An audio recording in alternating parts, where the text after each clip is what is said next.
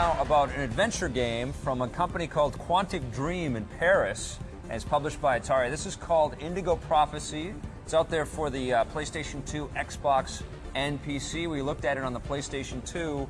What did you think about Indigo Prophecy? I tell you what, this one completely took me by surprise. I hadn't really heard about this at all. This is one of the best games of its type, if you can even say that there's a type of game like this. Yeah.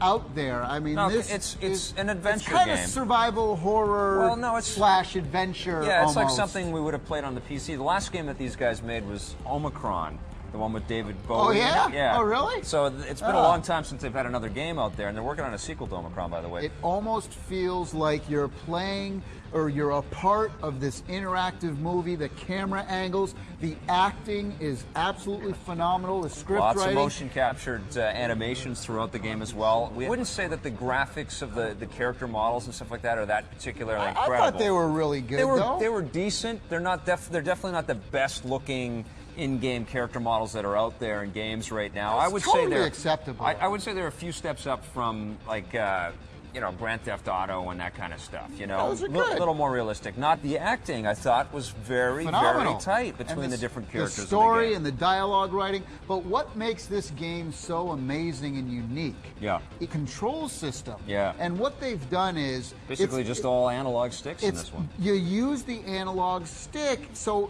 think of like a survival horror game. Instead of when you walk into the room, this thing glows and maybe you can use this thing. Yeah. What happens here is the controls, as you get near things, the control bar comes up across the top and says, if you want to interact with this, press up. The window, press down. But you know, you're right though. I mean, it has innovated and it's sort of taken that sort of Resident Evil kind of thing a little bit further. But there still are some echoes back to the Resident Evil experience.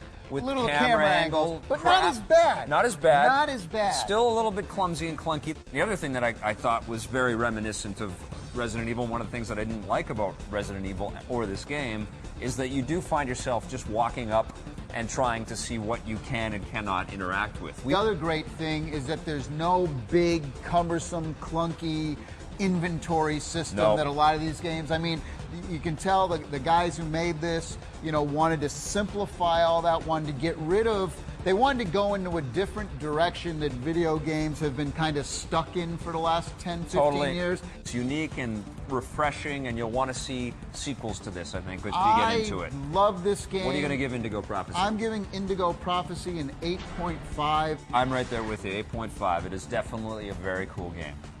On the positive side, the cinematic feel of this game is unbelievable. The control interface is very fresh and unique, and the storyline and dialogue are very well written. On the negative side, the game does suffer from some camera angle problems.